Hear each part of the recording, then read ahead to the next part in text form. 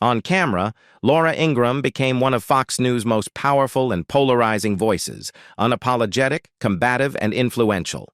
But off camera, her life has been marked by controversy, backlash, health scares, and deeply personal struggles that quietly reshaped her world. From the explosive David Hogg scandal that sent advertisers fleeing, to public apologies, sudden absences, and decisions that raised eyebrows across the political spectrum, her career has never followed a simple path.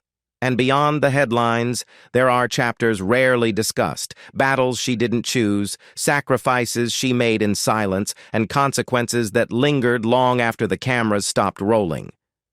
So what really happened to Laura Ingraham? This isn't just the story you think you know, it's the story behind the persona. With notoriety comes controversy. Long before she became a dominant voice in conservative talk radio, Laura Ingraham was already stirring controversy during her time at the Dartmouth Review in the early 1980s.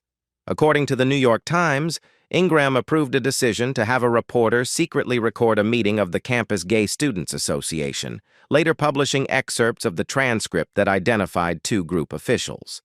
Members of the GSA objected strongly, arguing that the article violated their First Amendment rights because attendance at meetings required an explicit oath of confidentiality. Ingraham defended the publication by saying it was a legitimate investigation into student funding, noting that the group had received $825 over 2 years from the school. She also maintained that the reporter acted within the bounds of press freedom. "It seems they just have parties and talk about parties," she told UPI at the time, adding pointedly, "There isn't a heterosexual group that gets funding." The incident drew national attention and intense criticism, with opponents accusing Ingraham of effectively outing fellow students. She later pushed back against that characterization in a 1997 essay for The Washington Post, while also acknowledging that her views on LGBT issues had changed over time. Ingraham said that personal experience played a role in that shift, specifically witnessing the AIDS-related illness and death of her brother Curtis's partner, which forced her to confront the human consequences behind the politics. Remember Laura Ingraham's riff on The Daily Show? Despite her huge success on talk radio and her rise as a frequent, eventually permanent guest host on The O'Reilly Factor, Laura Ingraham struggled to translate that momentum into her first solo television project at Fox News. In 2008, her show Just In with Laura Ingraham launched with high expectations, but was pulled after only 3 weeks on the air. The program attempted to fuse conservative commentary with a fast-paced, satirical tone reminiscent of The Daily Show, a blend that never quite found its footing and may help explain its abrupt cancellation. Years earlier, Ingraham had modestly better results experimenting with nearly the same format on MSNBC. Her late 1990s show Watch It ran for about 17 months and was moved across 3 different time slots, as noted in Shock Jocks, Hate Speech, and Talk Radio. Reflecting on that experience during an appearance on C-SPAN, Ingraham described it as creatively rewarding. "It was a great time," she said. "We tried to do it like a mini-interview, a little bit like The Daily Show. It was odd, very ambitious, and a lot of fun." When Watch It was eventually canceled, Ingraham said she was never given a clear explanation, something she chalked up to MSNBC's internal culture. The uncertainty, she later explained, pushed her to refocus her energy on radio full-time, a move that ultimately proved far more successful than her early television experiments. Laura Ingraham swung hard at Megyn Kelly. If you assume that current and former Fox News personalities all stick together, the dynamic between Laura Ingraham and Megyn Kelly suggests otherwise. Despite years working in the same high-pressure newsroom at Fox News, there never appeared to be much camaraderie between the two, and Ingraham made it clear she felt no sense of loss when Kelly left for NBC News. In an October 2017 interview with the New York Times, Ingraham took a pointed swipe at Kelly's short-lived 9 a.m. slot on Today, mocking what she saw as Kelly's softened, lifestyle-friendly, on-air approach. "What do you think? We're going to have a stove in the back and we're going to have popovers?" Ingraham quipped. before bluntly adding, "No, I won't be doing that." The jabs didn't stop there. Ingraham later criticized Kelly on air for the slipping ratings of her morning show and openly mocked a Today segment featuring women who accused then-President Donald Trump of sexual harassment and assault. She also amplified a Variety article questioning NBC's decision to hire Kelly, tweeting its provocative headline, asking whether the network had made a $17.5 million mistake. At that point, the tension looked less like professional rivalry and more like open hostility, one that Ingraham seemed eager to keep alive, even if Kelly largely stayed out of the fray. Laura Ingraham has Trump on speed dial. In an interview with the New York Times, Laura Ingraham mentioned almost offhandedly that she speaks with Donald Trump on the phone fairly regularly. "Sometimes I call him, and occasionally I'll get a call," she said, explaining that the conversations happen a few times each month. It was a striking revelation, though perhaps not an entirely shocking one given Trump's well-known habit of closely following cable news, especially Fox News, and Ingraham's early support of his presidential run. Still, Ingraham was careful to push back against the idea that she simply echoes the president's views. She told The Times that she has criticized Trump publicly and has no intention of stopping. Asked how he might respond to that criticism, she shrugged it off. "He'll probably be irked," she said. "We are friends, but friends tell friends when they go off course, and I'm sure he'll tell me when he thinks I'm deviating from what's proper and thoughtful, and I'll do the same with him." Whether that mutual honesty could ever extend to persuading him to tweet a little less, however, remains an open question. Vote for Laura Ingraham. Someday. For years, Laura Ingraham has offered pointed opinions on American politics, and she has never ruled out the idea of stepping directly into the arena herself. In a 2013 interview with the Sunday Times, Ingraham said she had been approached by various people about entering public office and was keeping an open mind about a future run. By 2017, her thinking still hadn't fully crystallized, but her focus appeared to narrow toward the legislative branch. At the time, she was openly considering a challenge for the U.S. Senate seat held by Tim Kaine, the Virginia Democrat who had recently been Hillary Clinton's running mate. Echoing her earlier comments, Ingraham said she was again being encouraged by well-connected figures in Virginia, attention she described as flattering, though she stressed she hadn't made a final decision. A few months later, the Washington Post reported that a 2018 Senate run was unlikely. Still, given Ingraham's popularity and her proximity to power, including being floated at one point as a potential Trump press secretary, it would be premature to assume she has completely abandoned her political ambitions. Don't call Laura Ingraham a cancer survivor. Laura Ingraham was diagnosed with breast cancer in 2005 and spent years undergoing chemotherapy and surgery. Looking back on that period in a 2013 interview with Talkers, she rejected the word survivor, saying it felt too defensive, and instead described herself as a cancer thrivor. "The coast is clear," she said at the time, explaining that she tries not to dwell on the illness. Ingraham compared the experience to a demanding personal challenge. It was difficult, she admitted, but she approached it the way she would prepare for a marathon or grind through a law school essay, by pushing forward and refusing to invite pity.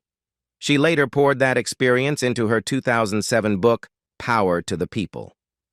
While the book largely sticks to her familiar political themes, Ingraham told Cancer Connect that it was the stories of other cancer patients, whom she also called thrivers, that motivated her to write it.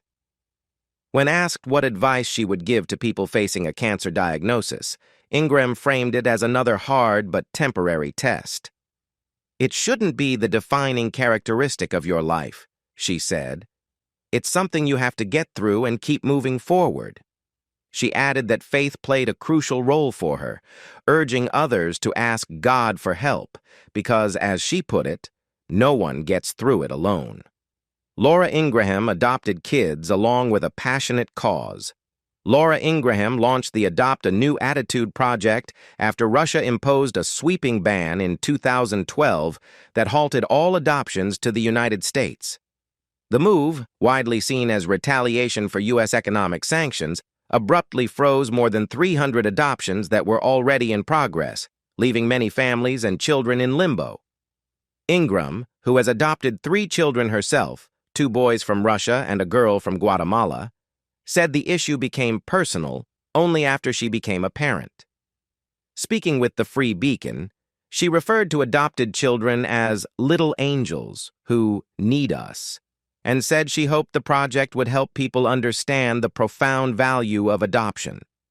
While her advocacy was very public by design, it gained renewed relevance in early 2017, when Russian officials signaled they were open to dialogue and even hinted that the ban could be reversed. If Ingraham's efforts played any role in that shift, it's a contribution that shouldn't be overlooked. Don't knock the hustle. Laura Ingraham ignited another wave of backlash after commenting on the death of rapper Nipsey Hussle, who was fatally shot outside his Los Angeles store, the Marathon Clothing, on March 31, 2019. The killing, widely believed to be gang-related, sent shockwaves through the music world. But Ingraham's response struck many as deeply inappropriate. Ingraham mocked a memorial service for Hussle during a March 12, 2019 segment of her The Ingraham Angle, laughing alongside guest Raymond Arroyo. She sarcastically referred to Hussle as "this dear artist," while playing a clip from the song FDT, a harsh anti-Donald Trump track by rapper YG that featured Hussle, though Hussle did not appear in the specific video clip she aired. The reaction was swift and fierce. The game called for Ingraham's firing and urged a boycott of her sponsors. T.I. condemned Ingraham and Arroyo as vile and despicable, while R&B singer Tank labeled the segment disrespectful and shared a petition demanding her removal, which quickly exceeded its signature goal by tens of thousands. As of then, neither Ingraham nor Fox News publicly responded to the outcry. What happened to Laura Ingraham's podcast? Once labeled the most listened-to woman in America on political talk radio, Laura Ingraham stepped away from her radio show in 2018 to launch a podcast with Podcast One. She told The Hollywood Reporter that juggling a primetime TV show and a 3-hour radio program had become overwhelming as a single mother of 3. Less than a year later, the podcast quietly disappeared. According to the Daily Beast, the final episode aired on September 30th, 2019, with no new installments released afterward. Despite that, Ingraham's website continued advertising an auto-renewing $49.95 annual subscription tied to podcast content, prompting questions. Although sources initially claimed the show would return, requests for comment went unanswered, and the podcast was eventually removed from her social media profiles. In December 2019, Podcast One confirmed to The Hollywood Reporter that the podcast had officially ended and that Ingraham's contract had expired. The company also clarified that the podcast itself was always free, noting that any paid membership packages offered on Ingram's site included additional perks such as radio archives, exclusive audio, message boards, and access to her commentary, not just the podcast alone. Laura Ingraham is estranged from her brother Curtis Ingraham.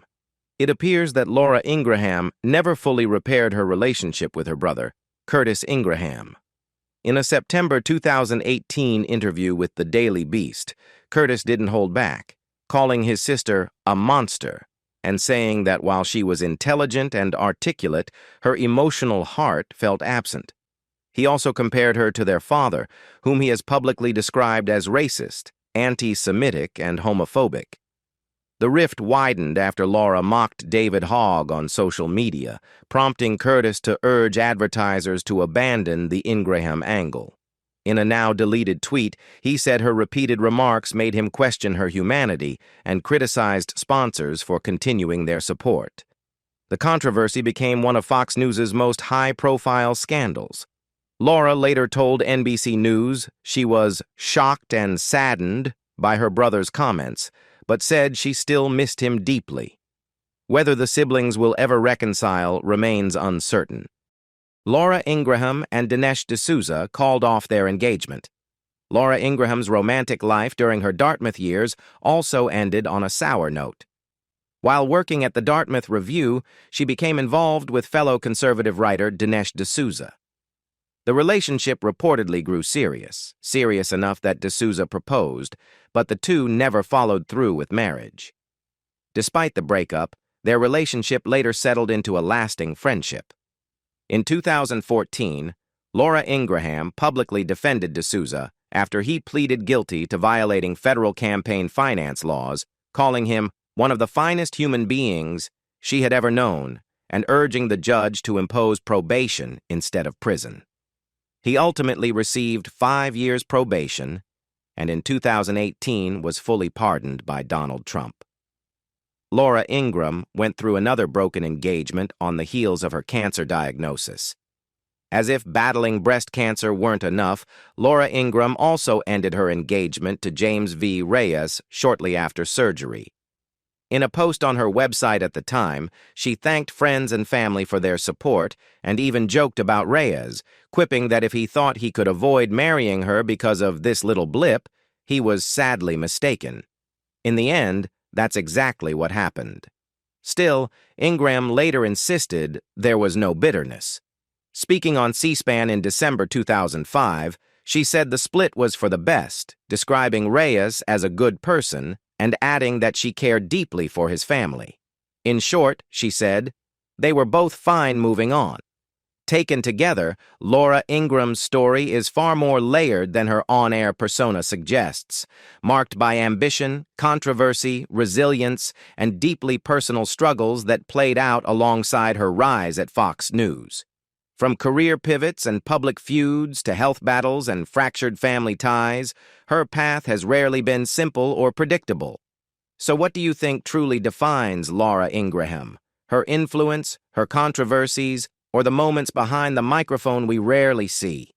Share your thoughts in the comments below. And if you want more deep dives into videos like this, don't forget to like this video and subscribe for more stories you won't hear anywhere else.